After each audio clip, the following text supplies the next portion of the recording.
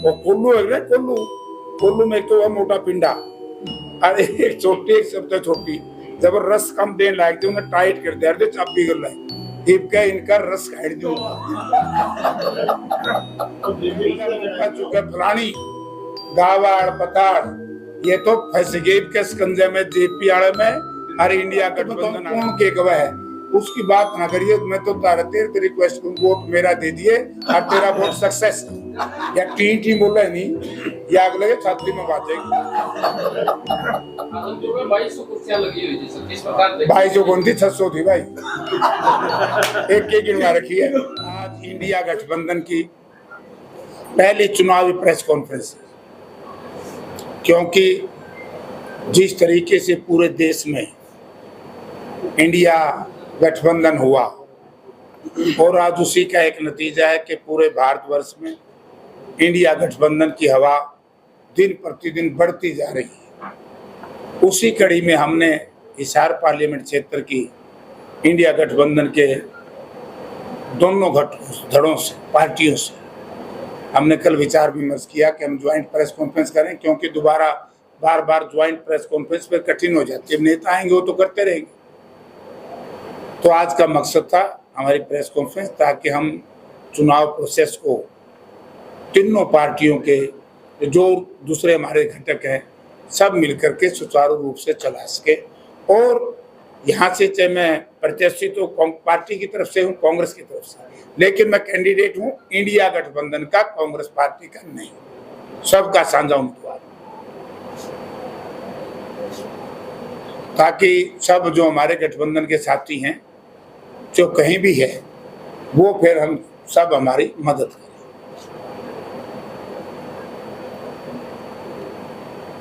6 तारीख को नामांकन पत्र भरेंगे। अब और कि मैं पूछना तो थाम पूछ लो। के बड़े नेताओं की जहां भी रैली होती है कलापुर में किसान नेताओं को गिरफ्तार कर दिया जाता है, उनको शहर में नहीं आने दिया जाता, इस पर आप क्या कहें? देखिए,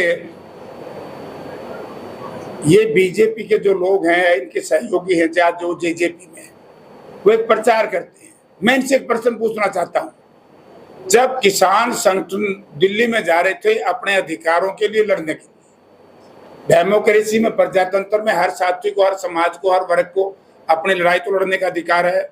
सरकार यदि गलत निर्णय ले प्रोटेस्ट करने का तो अधिकार है।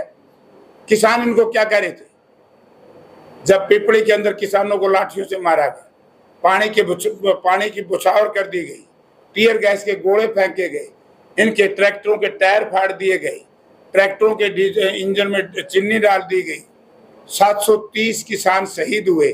उस वक्त इन लोगों को ये याद सोचा नहीं था कभी। किसान तो कहते थे ठीक है हम अपनी कृषि और खेती को बचाने के लिए अपनी कुर्बानी देंगे, लेकिन जब समय आएगा हम भी नेताओं से बात करेंगे। वो कभी कहते कांग्रेस के, क्यों अभी कांग्रेस के, वो किसान संगठन है।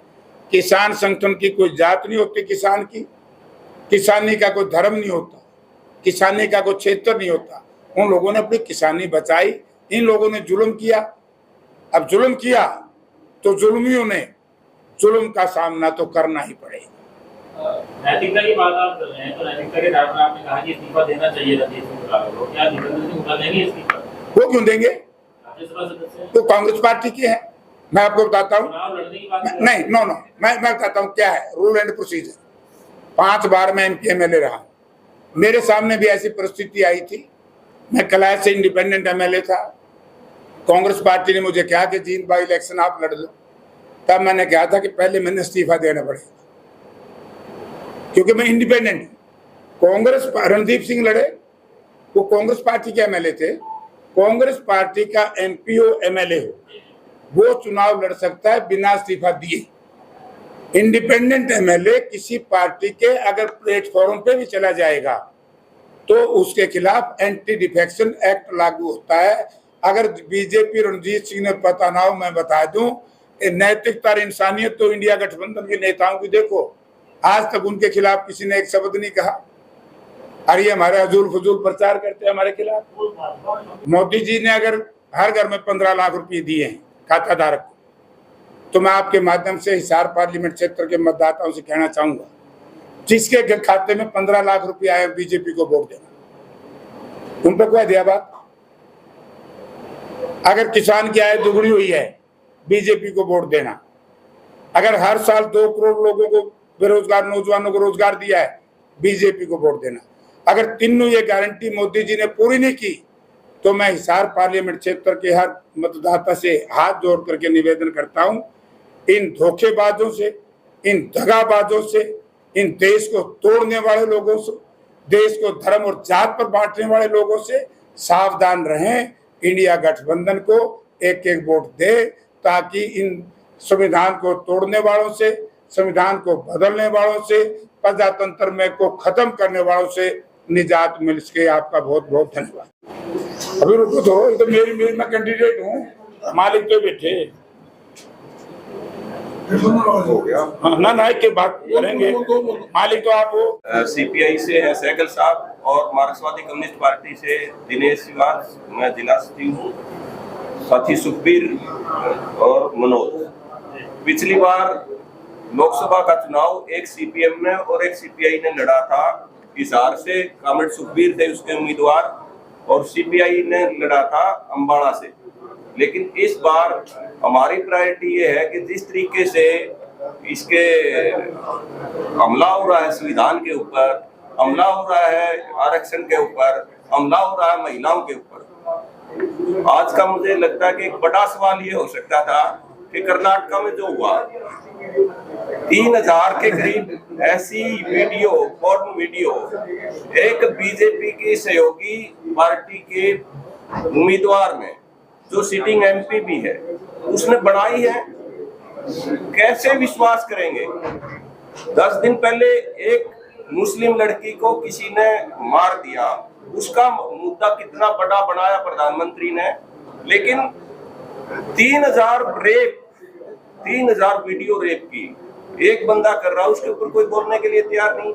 ऐसी परिस्थिति में हमने ये तय किया कि इस बार हम चुनाव नहीं लड़ेंगे और इंडिया गठबंधन को मजबूत करेंगे, क्योंकि अब चुनाव बीजेपी वर्सेस जनता को होना चाहिए। और ये जो आप कह रहे थे थोड़ी देर पहले कि रणजीत का विरोध है या जेजेपी का विरोध है, वो ये दिखा भी रहा है। जनता जो है वो लड़ रही है इनके साथ और निश्चित तौर पे तय कर लिया है। पिछले 2 जो चरण गए हैं उसमें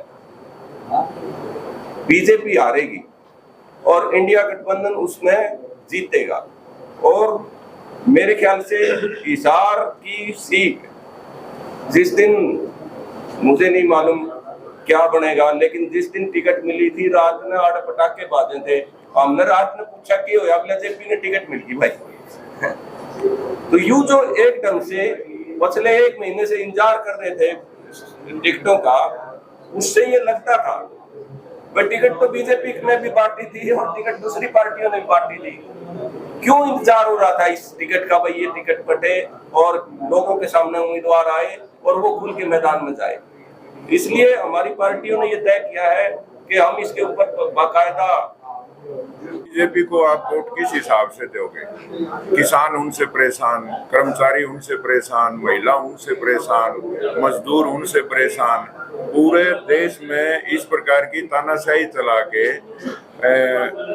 सही मायने में बीजेपी ने तो वोट मांगने का जनता से हक और अधिकार छीन लिया। सिर्फ ये जात पात और धर्म की राजनीति करके और देश को गड्ढे में लेके जाना चाहते हैं। जनता अब 10 साल का राज देख के पूरी तरह से समझ चुकी है और इंडिया गठबंधन की 10 की 10 सीटों के ऊपर जीत होगी। हर प्रकार के लोग आज हर तरह से बीजेपी सरकार से दुखी है, उसकी तानाशाही से दुखी है। 2 मुख्यमंत्री, जो 3 बार के सिटिंग मुख्यमंत्री अरविंद केजरीवाल जी, जिसने शिक्षा का, स्वास्थ्य का, बिजली का, पानी का, मूलभूत सुविधाओं को लेके इतना अच्छा दिल्ली और पंजाब में काम किया और 3 बार के सिटिंग मुख्यमंत्री को तानाशाही के चलते हुए उनको जेल में बंद किया है, उसका बदला वोट से पूरे देश की जनता लेगी। और चौधरी देवीलाल की नीतियों के ऊपर तो इनमें से कोई कदम भी नहीं रख रहा।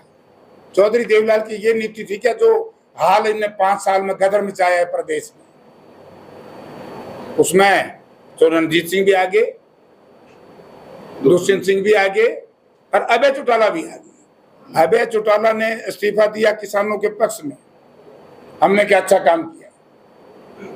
लेकिन 1 महीने के बाद किसान संगठनों का सहारा लेकर के जाके बीजेपी के पक्ष में वोट डाल दिया। डाला कि नहीं डाला? राज्यसभा में, राष्ट्रपति के चुनाव में वोट दिया कि नहीं दिया? भारतीय जनता पार्टी ने जो अहंकार की बात की है, नरेंद्र मोदी जी ने जो अहंकार की बात की है, आज नरेंद्र मोदी जी की हालत ये है कि सिर छुपाने को जगह नहीं है। कहां से शुरू किया था इलेक्शन कैंपेन? मंदिर के नाम से। लोगों ने स्वीकार नहीं किया कि हम नहीं मानेंगे, ये हमारी आस्था का प्रतीक है। राम कण कण में बसता है, राम सबका है। लोगों ने नहीं माना। धारा 370 की बात कही, वो लोगों ने स्वीकार नहीं की।